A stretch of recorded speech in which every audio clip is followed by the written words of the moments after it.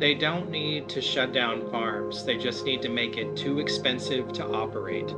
And that's exactly what's happening right now in Washington state. Record diesel prices, tariffs driving up equipment costs, regulations stacking on top of already thin margins. Farmers aren't protesting, they're not making noise, they're just quietly saying they're running on empty.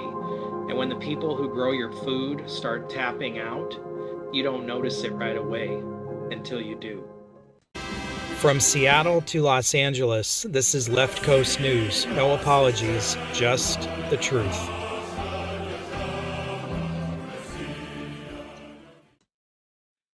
Welcome back to Left Coast News. So let's talk about what's actually happening. According to King 5 News, Washington farmers are facing a brutal combination right now. Record fuel prices, especially diesel, increased costs tied to tariffs on equipment and parts, rising operating expenses across every phase of farming, and here's the part most people miss. Fuel isn't just another expense. Fuel is the backbone of agriculture. You don't plant without it, you don't harvest without it, you don't transport anything without it.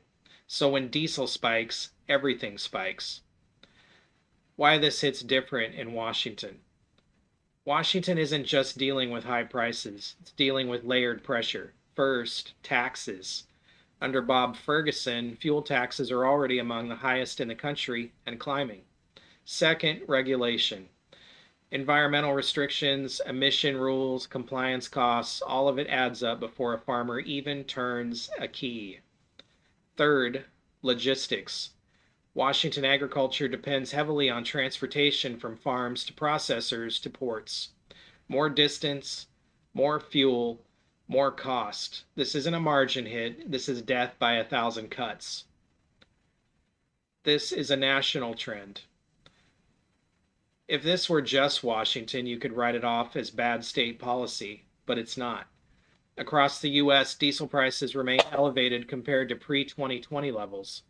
Tariffs continue driving up machinery and parts. Input costs like fertilizer and maintenance are still high. California farms are scaling back due to water restrictions. Midwest farmers are dealing with razor-thin margins. This is systematic. Economic reality. This is where it gets real. Farmers don't just absorb these costs, they make decisions. They plant less, delay harvest investments, cut production, or shut down entirely. That means less supply, and when supply drops, prices don't just go up, they spike. You're already seeing it in the grocery store. This is why. Supply chain impact for the next 3 to 6 months. Here's what to watch. Higher food prices heading into late spring and summer, strain during harvest season due to fuel costs, slower transportation timelines, increased reliance on imported food. And that last one matters more than people realize, because once you lose domestic production, you don't just flip a switch and get it back. Constitutional and national security angle. This isn't just economics, this is national stability. A government that cannot maintain reliable food production, stable supply chains, affordable access to essentials is failing one of its most basic responsibilities to its people. When policy decisions, whether taxes, tariffs, or regulation, start pushing farmers out of production, you're not just hurting an industry, you're weakening the country. Food independence matters, because dependence is leverage, and leverage gets used. What they're not saying out loud. No one's going to come out and say this directly, but the trend is clear. Higher costs, lower production, more imports, more control over supply chains, and farmers, they're stuck in the middle, trying to survive it. Washington farmers are telling you exactly what's happening.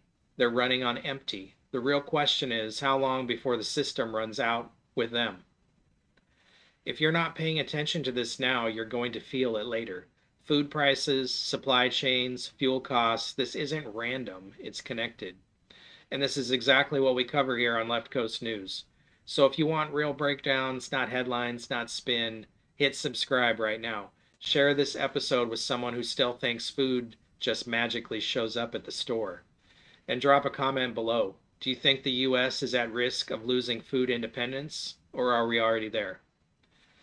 Follow Left Coast News everywhere: YouTube, Rumble, Brighteon, BitChute, Spotify, Apple Podcasts, X, Facebook, Instagram, and TikTok. If one platform goes quiet, we're still talking somewhere else.